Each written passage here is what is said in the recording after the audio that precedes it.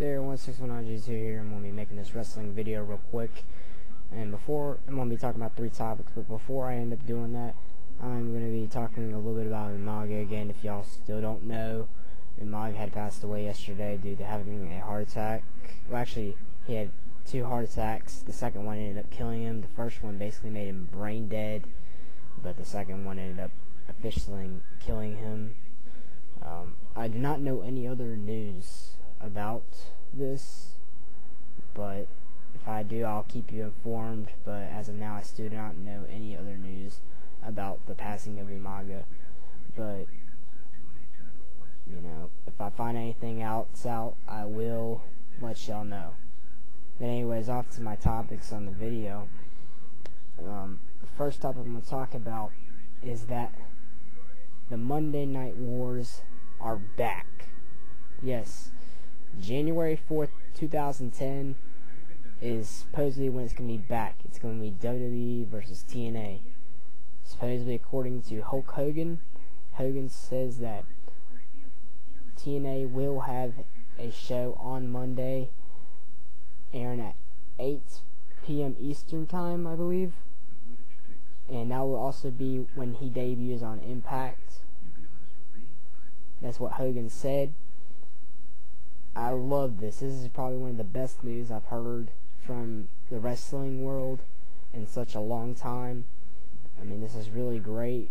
Monday Night Wars before was excellent. The first time it was excellent. I think this one's going to be pretty good. You know, it's going to be really, really great.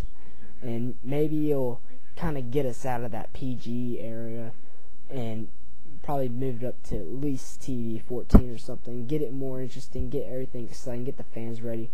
You know, for actually once in a while, because I don't watch much TNA, but I'm actually kind of excited to watch some TNA coming January 4th, 2010, because this thing where it's going to be Monday Night Wars are back, where it's going to be between WWE and TNA. I can't wait. I mean, this is what I've heard, and you know, I'm so excited, you know, to know that the Monday Night Wars, basically the second version, is back, and hopefully this will put on great shows and great entertainment, because wrestling has needed a lot of it, because it's kind of went downhill in the past few years, and when the entertainment part and the really good excitement. So hopefully this will boost it up a lot more coming January 4th, 2010.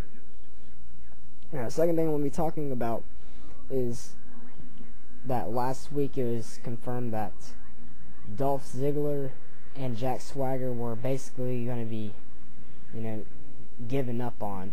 In other words, they're not going to push him as much as they were, you know, with Swagger. They're pushing him, you know, when he moved to Raw to being a WWE champion, and Ziggler on SmackDown pushing him to be an Intercontinental champion. They're basically gonna give up on them and have them be mid-carders, jobbers. Really, I do not agree with that. What they should do, instead of just throw them onto the shelf and say forget about them, they should have them both together in tag team and actually contend for that unified tag team titles with Jericho and DX. Because those are basically the only 2 teams that are competing for the unified tag team titles. I mean, it'd bring more competition to that division, and it'd make sure that Swagger and Ziggler doesn't just get put on the shelf. They're great young athletes and great wrestlers for their age, so why should they be put on the shelf? I mean, that's just wrong. They should put them in tag team, at least let them compete in tag team division, so they can, you know, not be put on the shelf. I mean, that's what I think. Put Ziggler and Swagger in tag team and have them compete for the unified tag titles. That'd be like something I'd do, but you know, WWE has their own opinions on what they should do. But I mean, really, if they put together Ziggler and Swagger in a tag team, it'll be a really good tag team, and they won't be just like thrown to the side. because they are good talent, and good talent should not be wasted, and that's what the WWE has done in the past, is wasted good talent, and they should not be doing that no more. It's really not a good thing to do. But anyways, now to my last topic. It's going to be on to the pay-per-view upcoming next week, which is WWE Tables, Ladders, and Chairs. Basically, the matches are going to be either with tables, ladders, or chairs. Now, I'm going to be talking about the two main matches of the night, where it's going to be consisting of the World Heavyweight title between Undertaker and Batista, and also the WWE the WWE title, where it's the champion John Cena going against the challenger Sheamus. Now, I'm going to be talking about the WWE title match real quick. It's going to be a chairs match, I believe. No, it's going to be a tables match. The World Heavyweight title match will be a chairs match, but the Sheamus Cena match will be a tables match. And I'm going to talk about Sheamus for a little bit. Sheamus is really good wrestler from Ireland, really good. I'm really glad that WWE is actually going to push him and let him compete for this title, and I think that he will be a champion in the WWE, not like next week, but down the road he probably will be. Probably maybe either not Elimination Chamber, but Backlash or WrestleMania, maybe. I don't know. But Sheamus is a good, talented wrestler, and he should deserve title shots. And I'm glad that he's getting a title shot. I don't think he's going to win at TLC, but he's going to get his time where he's going to be a WWE champion one day. I guarantee you. Now, the last match I'm going to talk about is that World Heavyweight title match between Batista and the Undertaker. Undertaker being the champion, and that's going to be the chairs match. Batista has turned heel, ever since he had basically flattened out Rey Mysterio on Survivor Series.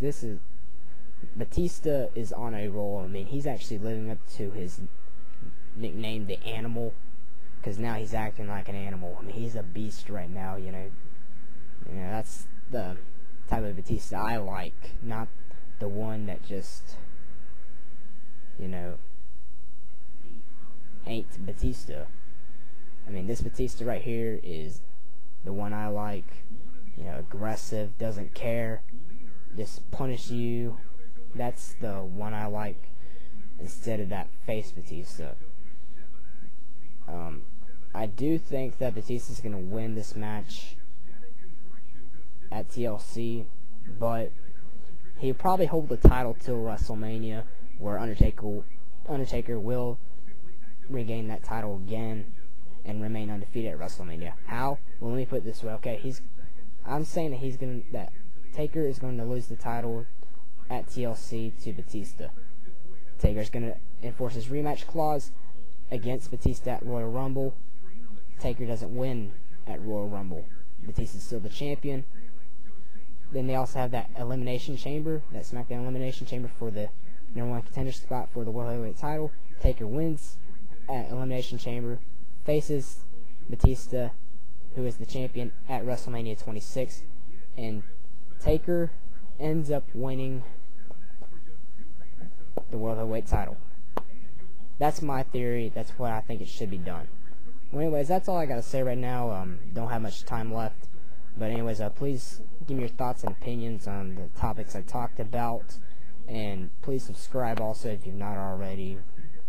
And that's all I got to say. That is the real deal, everyone. See you guys later. Peace out.